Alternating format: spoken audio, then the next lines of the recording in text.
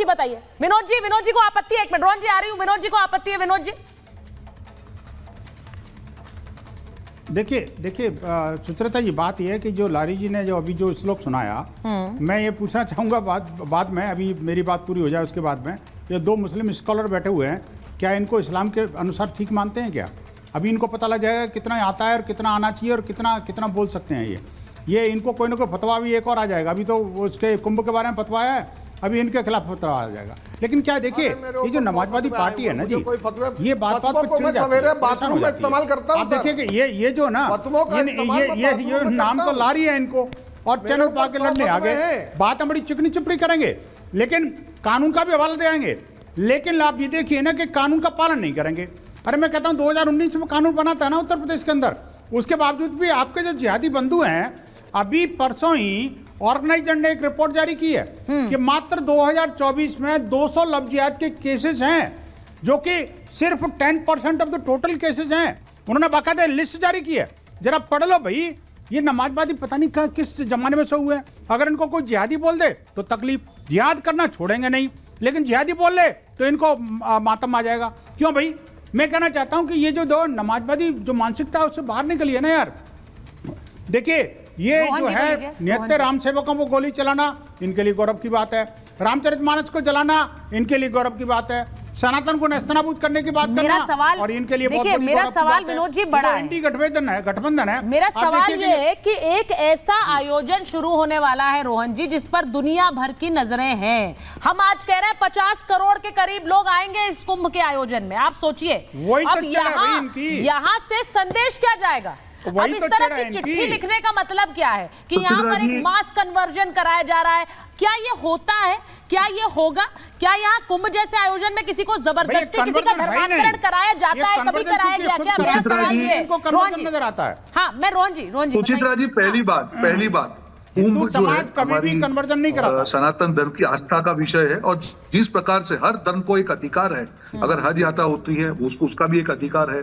कुंभ, उसके बारे में इस प्रकार की ओछी टिप्पणी करना, मुझे इसी बात से आपत्ति है। जो हम लोग अपीसमेंट पॉलिटिक्स की बात करते हैं, जो एसपी हो या जो भी पार्टी, ये इंडी गठबंधन, उनकी मजबूरी बन चुकी है। क्यों जरूरत है भैया आपको कुंभ पे क्यों बात करनी है? एक धर्म का अपना एक पूरे उत्साह से आयोजन हो रहा है, एक बहुत बड़ी घटना है, एक पूरे सनातन धर्म के लिए पूरा एक हर्षोल्लास का माहौल है, एक पॉजिटिव एटमॉस्फेयर में बात हो रही है, उसमें भी आपको राजनीति लानी। अभी आपने कहा वक्फ बोर्ड का कहीं से फतवा आ गया, ये क्या तरीका है आप लोगों का? और एक चीज मैंने काउंटर, जो लोग संविधान की बात कर रहे हैं उनको बता दूं कि संविधान के आर्टिकल 25 से 28 ये क्लियरली लिखा हुआ है, जो कन्वर्जन की हम बात कर रहे हैं, कि कोई भी conversion which is under undue pressure और कोवर्शन इज इलीगल। बाकी उसको भी आप धर्म से जोड़ रहे हैं। अरे अधिकार है, मौलिक अधिकार है, ये कॉन्स्टिट्यूशन ने दिया हुआ है। आपको लगता है गलत है, उसके ऊपर आप सवाल उठाइए, पर उससे आप पूरे कुंभ पे सवाल उठाना, मुझे लगता है यही मानसिकता के कारण देश की जनता का विश्वास एसपी और कांग्रेस जैसी पार्टियां नहीं जीत पाती है। आप धर्म का विरोध नहीं कर सकते हैं, आप सनातन का विरोध नहीं कर सकते हैं। आपकी सनातन के प्रति जो एलर्जी है, जो आपका नेगेटिविटी, वो दिख रही है। हर बार कहीं पे भी सनातन की कोई अच्छी बात हो जाए, राम मंदिर बन जाए, कुंभ का आयोजन हो, हर जगह आपको विरोध करना है, हर जगह उसके खिलाफ बात करनी है। कहीं पे वक्फ का फतवा आ जाएगा, कहीं पे कन्वर्जन की बात आ जाएगी। जो भी संविधान के अंदर होगा वो देश में होगा। अगर आप संविधान की नकल ले लेके घूमते हैं, फिर आपको संविधान पे मानने में क्या तकलीफ है? और आपको लगता है कि गलत है, बिल्कुल आपके पास लीगल राइट्स है, पर कुंभ को बदनाम करना, सनातन को बदनाम करना, मुझे लगता है ये ओछी मानसिकता के लोग ही कर सकते हैं। इससे सबको बचना चाहिए। कौन लोग कर सकते हैं? मेरा सवाल ये है कि कौन लोग इसे कर सकते हैं? दानिश साहब सुनिए, मैं एक चीज बताना चाहती हूँ। दिखा रहे थे जो समाजवादी पार्टी के सुचित्रा जी, जो भाषा का प्रयोग हो रहा है, उनको बताइए एक संवेदनशील देश है, इस प्रकार की कुंभ मेले के लिए बात लारी साहब वो बोल रहे हैं कि भाषा का जो आप इस्तेमाल कर रहे हैं वो सही नहीं है। एक आयोजन हो रहा है जिस पर आपने भाषा जो आपत्ति, उनको भाषा पर आपत्ति है, आपकी भाषा पर आपत्ति है। और मैं ये बार बार कहती हूँ कि कई बार शायद आप वो मर्यादा लांघ जाते हैं लारी जी। नहीं मैम एक मिनट, अब पहले गौर से बात सुनिएगा, फिर आप मुझे टोकिएगा। मुझे कोई एतराज नहीं होगा। हाँ, बोलिए। आप पूरी बात पहले सुन लीजिएगा प्लीज। मैंने सबसे पहली बात है, मैं फतवे मेरे ऊपर 1000 निकले हुए हैं जिन्होंने मुझे इस्लाम से खारिज कर रखा है। ऐसे फतवों को मैं सवेरे बाथरूम में इस्तेमाल करता हूं और अपने जूते साफ करता हूं ऐसे फतवों से, पहली बात। और 2 स्कॉलर मुस्लिम बैठे हैं तो मुझे कोई फर्क नहीं पड़ता है। इस देश के सबसे बड़े मुस्लिम स्कॉलर नहीं, को वो बैठा लीजिए। आपको मैं बता दूं, आप जब ये कह रहे हैं तो एक्सप्रेशंस जो सबके चेहरे पर हैं वो बड़े इंटरेस्टिंग हैं।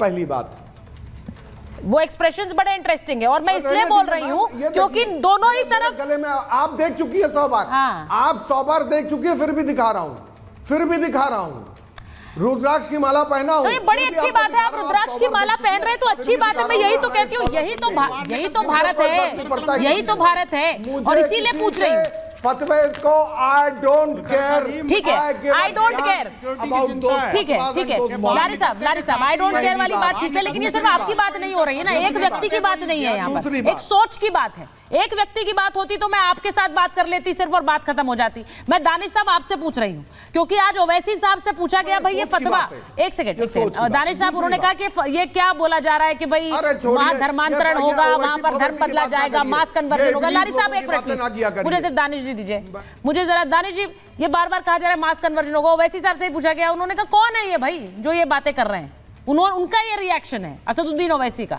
तो अब मैं आपसे पूछना चाहती हूं कि इस तरह की चिट्ठी लिखना, इस तरह के प्रयत्न करना, ये सिर्फ एक कुंभ को लेकर एक छवि धूमिल करने की कोशिश नहीं लगती है आपको? देखिए, मैं आपको एक बात बताऊं सुचरिता जी, मेरी सुबह रिजवी साहब से भी बात हुई थी, मैंने उनको कॉल किया और उनसे जानकारी ली कि दरअसल ये मामला क्या है। उन्होंने ये बताया कि वहां के स्थानीय अलग अलग अखबारों में ये चीजें आई और उसके बाद सोशल मीडिया पे भी मैंने देखा, इसलिए बाकायदा प्रशासनिक जिम्मेदारी, एक नागरिक के तौर पे उन्होंने अपनी जिम्मेदारी को समझा और योगी की सरकार को ये चिट्ठी लिखी। वो चिट्ठी लिखने का मतलब और मकसद जिस तरीके से भारतीय जनता पार्टी पेश करने की कोशिश कर रही है, वो तर्क और मर्म पूरा अलग है कि भाई ये जो पूरा मामला है एक धार्मिक सौहार्द का वातावरण है और उसमें अगर इस तरीके की बातें निकल के आ रही हैं तो ये चीजें ध्यान पर नहीं, इससे सौहार्द कैसे खराब हो जाएगा भाई? ये बताइए कि अगर कोई स्वधर्म में वापस आना चाहता है और वो भी कुंभ के पावन अवसर पर, तो उससे माहौल कैसे खराब होगा? ऐसे बात नहीं हो पाएगी ऐसे। मैंने अरे इंटरप्ट नहीं करा भाई, मैं तो पूछ रहा हूँ आपसे यार। देखिए मैं जवाब, ये जो फतवा से जूता साफ करने वाले लोगों को आप क्या कहेंगे? मैं बताऊं, सुनिए मैं बताऊं, अरे मैं बताऊं, सुनिए। देखिए मुझे सुचारिता जी, मुझे ये बताइए कि क्या अब से पहले कुंभ के आयोजन नहीं हुए? क्या गैर भारतीय जनता पार्टी सरकारों में नहीं हुए? और जिस तरह से वातावरण बनाने की, वातावरण वर्ड इस्तेमाल कर आपसे पहले घर वापसी नहीं हुई क्या? की जा रही है क्या आपसे पहले जो है ना, जो स्वधर्म में वापस नहीं आए क्या लोग? आप मुझे बताइए, इतना बड़ा आयोजन क्या पहले कभी हुआ क्या? बहुत बड़ा आयोजन है ये। मैं कहना चाहता हूँ आखिरकार ये जो फतवा से जूते साफ कर रहे हैं उस पर आपके क्या विचार हैं? मुझे दानिश साहब सवाल, आप तो कह रहे हैं आपने शहाबुद्दीन रिजवी से बात कर ली, ओवैसी साहब कह रहे हैं उनको पता भी नहीं कौन है ये, वो कह रहे हैं मेरे को नहीं पता ये कौन है जो ये इस तरह की बातें कर रहे हैं। तो मेरा सवाल ये है कि अगर इस तरह की बातें होंगी तो उसका मतलब क्या है? यही पूछा जाएगा ना कि भाई आप क्यों कुंभ पर इस तरह के सवाल उठा रहे हैं और छवि धूमिल कर रहे हैं। मैं वही तो कहना चाह रहा हूं, अपनी बात तो मैं खत्म करूं। मैं आपको यही कहना चाह रहा हूं कि अब से पहले कई बार इस तरीके के आयोजन हो चुके हैं कुंभ के और अलग अलग सरकारों में रहे हैं। अब तक आज दिन तक कोई प्रॉब्लम क्रिएट नहीं हुआ, तमाम प्रोग्राम शांतिपूर्वक हुए, लेकिन जानबूझ के इस तरीके का करने की कोशिश भारतीय जनता पार्टी करती है। क्योंकि सुनिए मैं उसका एग्जाम्पल भी दे दूंगा आपको, तो चारिता जी मैं उसका एग्जाम्पल भी दे दूंगा। आपको याद हो तो 2002 के दंगों के बाद बहुत शांति वाला वातावरण था, उसके बावजूद भी हर गरबे के आयोजन में बाकायदा पुलिस दिखाई जाती थी, बाकायदा पुलिस दिखाई। और चाहिएगा तो आपको वो भी मिल जाएंगे, विजुअल्स मिल जाएंगे, वीडियोस मिल जाएंगे, फोटो मिल जाएंगे, तमाम चीजें मिल जाएंगी। तो इस तरीके का एक पैनिक बनाने की कोशिश भारतीय जनता पार्टी हमेशा से करती आई है, उसमें कोई दो राय नहीं है।